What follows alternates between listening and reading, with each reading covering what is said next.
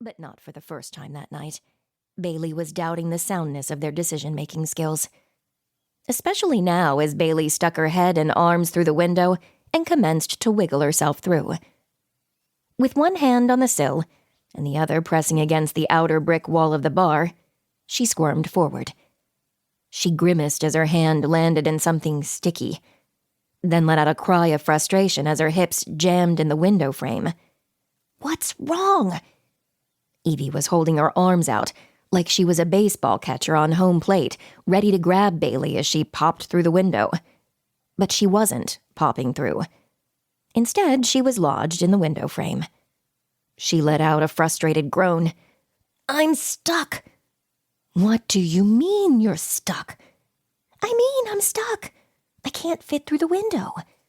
"Sure you can. You got this." Bailey glared at her friend, now certain it had been Evie's wise idea to come to the bar in the first place. Yes, margaritas had been involved, but she was still blaming Evie for this harebrained scheme. "I appreciate your belief in me, and your pep talk, but neither one of them are making my butt any smaller." Evie was 5'9", and had curves for days, and she'd wiggled through the window. So Bailey had been confident that she'd fit.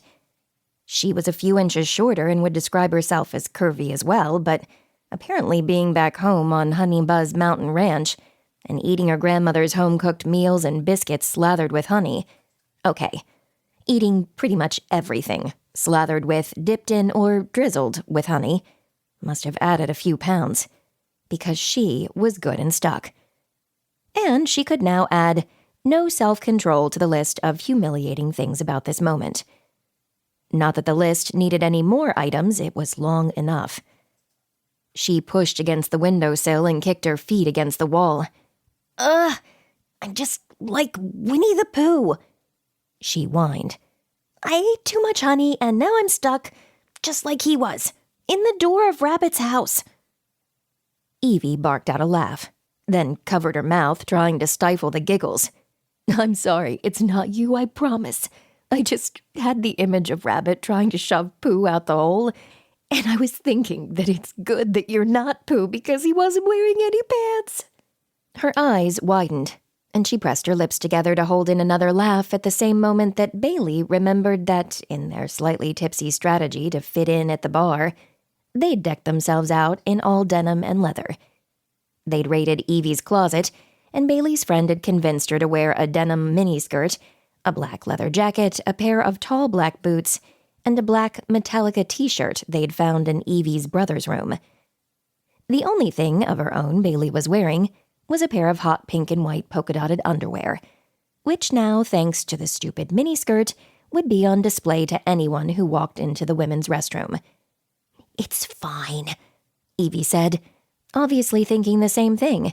"Just wiggle," she instructed, doing a frenzied hip-wiggling dance, as if Bailey didn't understand the movement. "I am wiggling." Bailey scooted forward again and heard a clink against the window frame. "Oh, shoot. It's the glass," she said. "That stupid signature margarita glass. It's in my jacket pocket." "Well, take it out." Bailey waved her hands at her friend.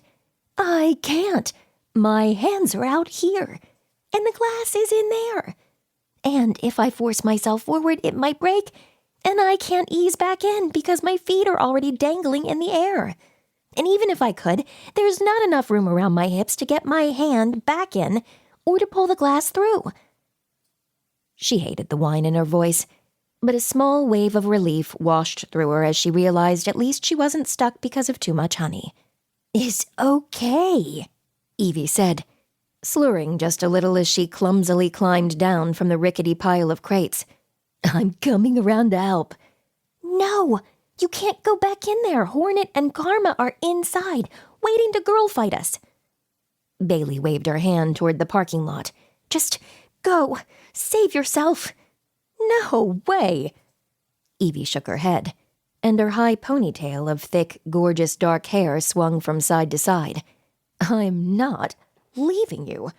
I'll just sneak back in, get the glass out of your pocket, and then either pull you back in